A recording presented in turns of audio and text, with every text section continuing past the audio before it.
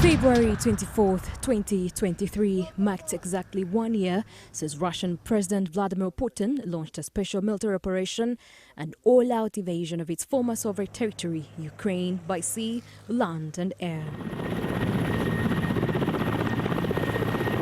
It was initially thought the operation would take a short while, but the Ukrainians pushed back hard, and with a steady flow of military supplies from the United States, UK and Germany, among others, there is seemingly no end in sight to the conflict. The conflict, according to the UN, has so far claimed 8,000 human lives and left more than 13,300 injured. The one-year anniversary last month coincided with two very important developments. A telephone conversation, the first of its kind, between President Museveni and his Ukrainian counterpart Volodymyr Zelensky, and later, we shall now begin the voting process. A UN General Assembly vote calling for an end to the war. 141 countries backed the resolution calling for a comprehensive, just and lasting peace in Ukraine. 32 countries, including Uganda, abstained from voting, while 7 countries, including Russia, voted against. Well, for the most recent vote in the General Assembly, you saw an increase in the number of countries that voted in support of the resolution, including from this region.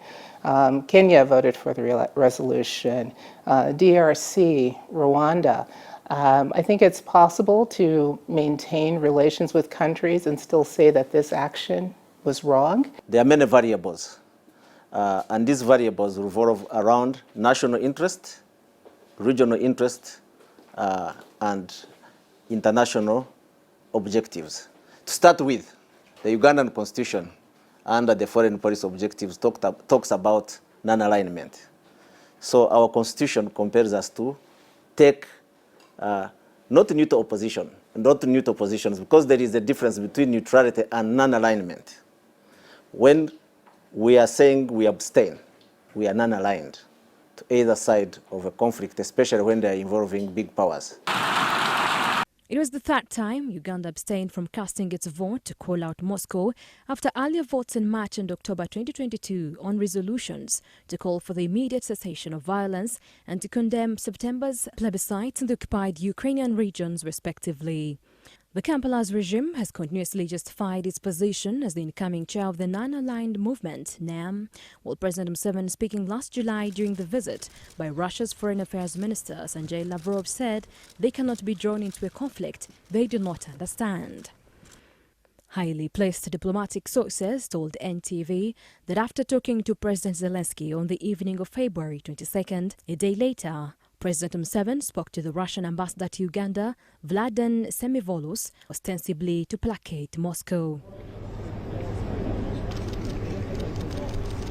The Russians, diplomatic sources added, have a lot of contempt for President Zelensky, whom they view as US NATO puppet. The 1 year of the war has caused widespread suffering.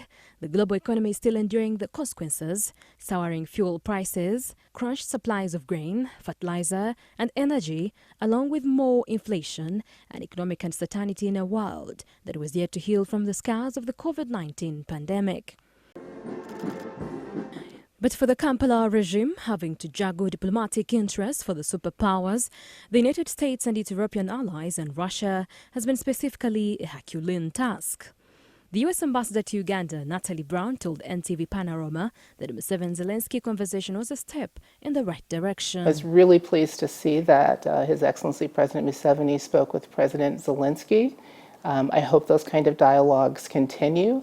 And I hope it leads to something concrete.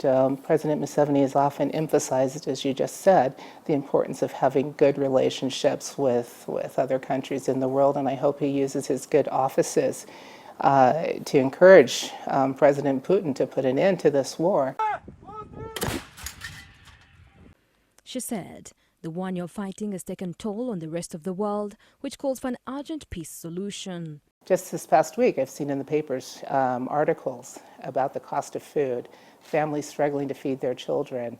If children don't get enough sustenance, especially in the early years, malnutrition, that has an impact on their intellectual capacity. And what does that mean 20 years from now? It means that you have a citizenry, a workforce that is not well equipped to support the nation and their families and their communities. So this is not just about what's happened over the past year, what's going on today. This has long-term ramifications, not just for the Ukrainian people, but for the rest of the world. In Uganda, where nearly a third of the population lives below the poverty line, the Ramadan Gobi-led treasury has maintained austerity measures to keep inflation in check. The cost of living continues to spiral, while prices of essential commodities like cooking oil, soap and wheat remains high. Fuel pump prices have eased, but remain high. However, there is no end in sight to the conflict, while the US and its European allies have vowed to do whatever it takes to support Ukraine. During the visit to Kyiv late last month, US President Joe Biden said Washington will continue to support Ukraine for as long as it takes.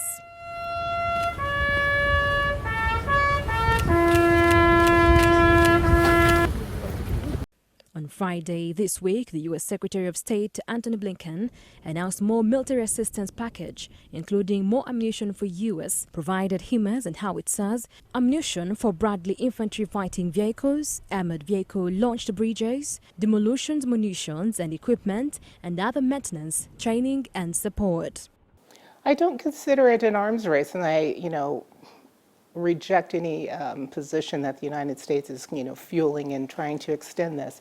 Again, Ukraine has been attacked. The Ukrainian people can continue to suffer. I mean, the tens of thousands of Ukrainian people have been killed. 6,000 Ukrainian children have been removed from their families. I mean, the devastation to schools, to businesses, to the infrastructure. I mean, all of that is costing Ukraine and its people so very much. And as long as Russia continues with its aggression, Ukraine needs to be able to defend itself. And the U.S. and its allies are providing the Ukrainian people with the resources to do that.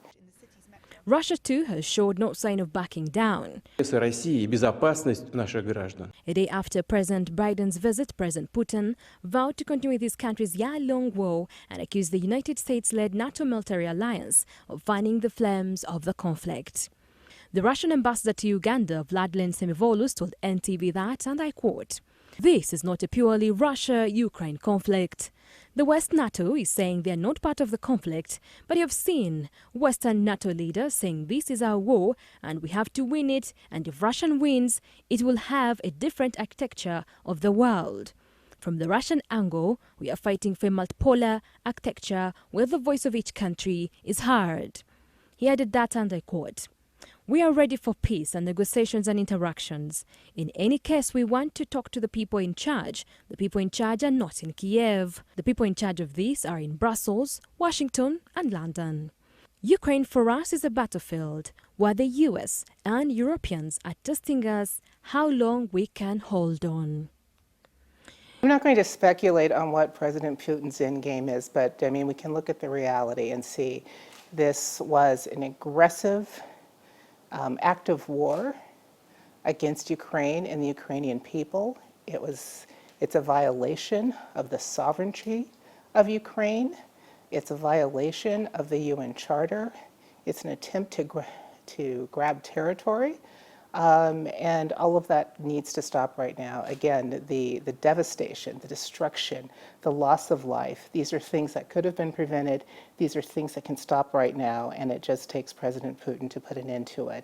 Uganda's permanent representative to the UN, Adonia Yebare, said Uganda and Africa is rooting for peace while avoiding taking sides. The African Union has really expressed itself and said two sides need to sit on the table, on the negotiating table, and end this conflict. The former chair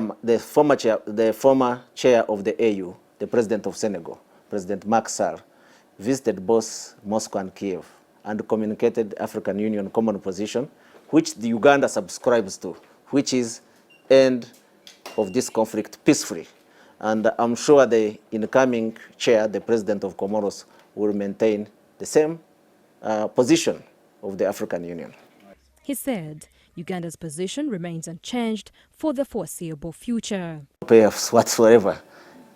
When countries take these decisions, especially Uganda, we take it for a larger public good, which is world peace.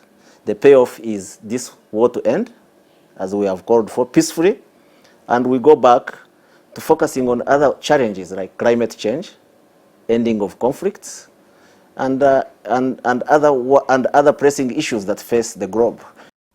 One other major fallout from the conflict experts have pointed to the shifting tectonics of multilateralism on which the world has operated for the last 78 years since the end of the World War II.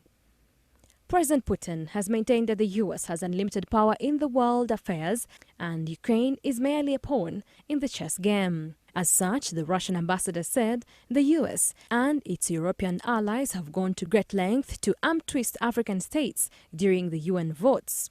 He said, and I quote, "Do you know what and how much pressure has been used by Western countries on African countries to vote that way? We understand the African countries that voted against us and are very thankful for the objective position taken by other countries like Uganda, and we respect that position." Ambassador Brown asked whether the conflict could reconstruct a new world order. This is how she responded. I don't know if I fully follow your train of thought, but what we have seen over the past year is UN member states come together in support of Ukraine and against this aggressive act, against the destruction, against the loss of life. And so I think the past year we've seen really how important the UN is as a forum for countries to come together, to talk about shared values and to work together towards a more, for peace around the world, not just between Russia and Ukraine, but globally.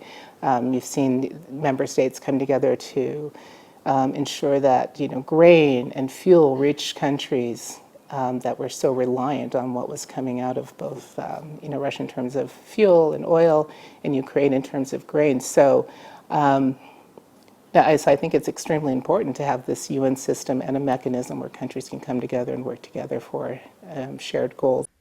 Uganda thinks Africa can exploit this chance to reset conversations on multilateralism, including fast-tracking ongoing conversations on representation on the UN Security Council, the world's most powerful organ. Tell you one trend that is emerging is that the center of power is moving from the UN Security Council because it is the organ of the UN that is mandated to deal with peace and security issues, to maintenance of international peace and security.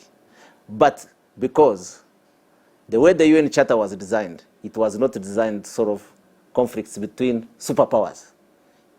It was designed sort of interests of countries, of developing countries that are perceived by the powers to be weak, because they always put pressure. But now, the action has moved from the UN Security Council to the General Assembly. And that is very important because we all now have a say, because the Security Council is paralyzed, because both sides have vetoes. So there is no movement. Actually, the case for the reform of the Security Council now is more loud than before, because the Security Council is paralyzed. It has not addressed one of the major crises since the Second World War. So the General Assembly, where we all have a single vote, has all of a sudden become relevant. And that's good news for the international community and for multilateralism.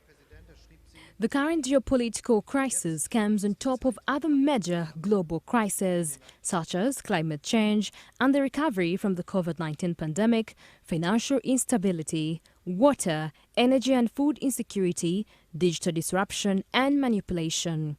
For the most part, Uganda and Africa remain caught between a rock and hard place.